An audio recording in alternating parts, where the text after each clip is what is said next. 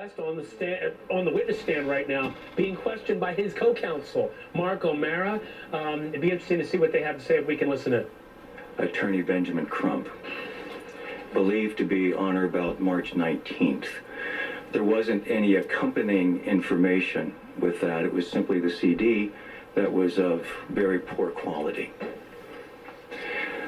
Also, in the early discovery was another recording of an interview conducted by Mr. Delarianda on April 2nd, 2012. Again, I don't think there were any other reports other than perhaps a brief memo that was prepared by Mr. Osteen, Mr. Delarianda's investigator, outlining that the event took place, that the interview took place in Miami at Ms. Sabrina Fulton's residence. The memo, as well as the recording, identified some of the persons present, as it turned out. They identified a couple of representatives of FDLE and Mr. Osteen, I believe. Let's speak then for a moment to the first CD that was received. Was that CD complete, or was it redacted in any form or fashion? It was redacted of identifying information of the witness. It was a little hard to know what else may have been edited because it was a CD of a continuous conversation, but it was evident that the recording itself had either been stopped and started or edited in some fashion. It wasn't one conversation that took place over the length of the recording.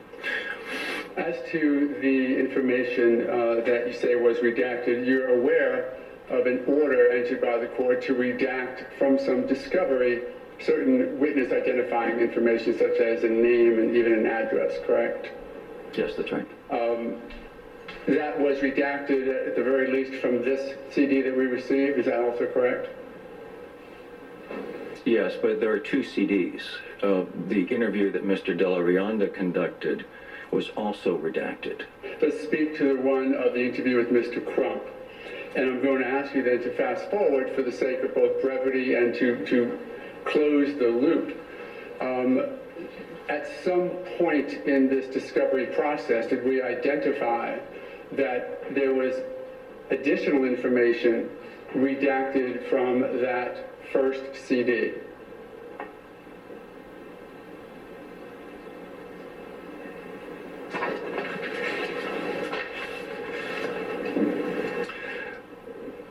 That's hard to answer because obviously the identifying information was redacted. After several requests and some motions and some hearings, finally we got another copy of that recording, and that was unredacted. And that was represented to have come from Mr. Crump's own digital recorder. It was represented to be complete. And when you say redacted, I'm not sure, because then after that, just recently, in fact, we learned there was yet another recording of part of that conversation that was not included in either of the recordings that we had received. Yet we could figure out where it fit. So clearly that had been redacted or not recorded along the way. And that was what we can term for today's testimony the ABC recording edition? Yes, that's right. Going back now for a moment to the April 2nd interview of Mr. Delarianda that he took with this witness aide. What information was redacted from that CD? The name, of course. I don't remember specifically an address being offered. The birth date of the witness, which was later to be important to me as I was trying to sort this out. Also redacted was the name of the school that the witness attended, and as I recall, also the name or names of individuals that she identified as being friends of Trayvon Martin. in reviewing the order requiring redaction of certain identifying information of the witness, such that certain redaction would be appropriate in this tape. Was there information redacted that was not appropriate to be redacted? I had been told by Mr. Delarianda when I requested unredacted copies of all of the witness interviews, including this one, that the only information that had been redacted was personal identifying information, name and address, and I suppose phone number. It turned out when we examined the recording of another witness, we found that wasn't accurate. And we, in fact, found 10 or 20 seconds that had been edited. So that became an issue and revealed to me, and in my conversations with you, that there seemed to be something going on here. One defense attorney is questioning the other defense attorney in this hearing regarding George Zimmerman in the Trayvon Martin case, and we'll take you right back live after this. Left at the point the interview actually began, but what really caught my attention was that the witness testified that during the interview by Mr. Delarianda, Ms. Fulton was seated directly next to her. That caught my attention because that seemed inconsistent with what I would have thought an interview by a recently revealed witness portrayed, at least by some, to be the most significant. What is the relevance? As to our finding out only recently that Mr. Delarianda... Thoughts on what it would portray? Well, because it is our job to find out whether or not witnesses have been improper. Finding out, it's what this witness's opinion is as to what it would portray. Maybe they're not. Finding out the information, it is the witness's personal opinion on what it would portray. Okay.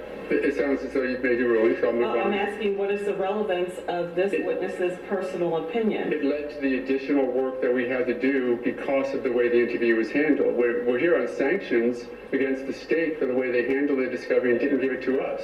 Then there is no ruling. The ruling would be that it is personal opinion, but what actions he had to take upon learning this information is relevant. Are we focusing then? Sorry. Thank you.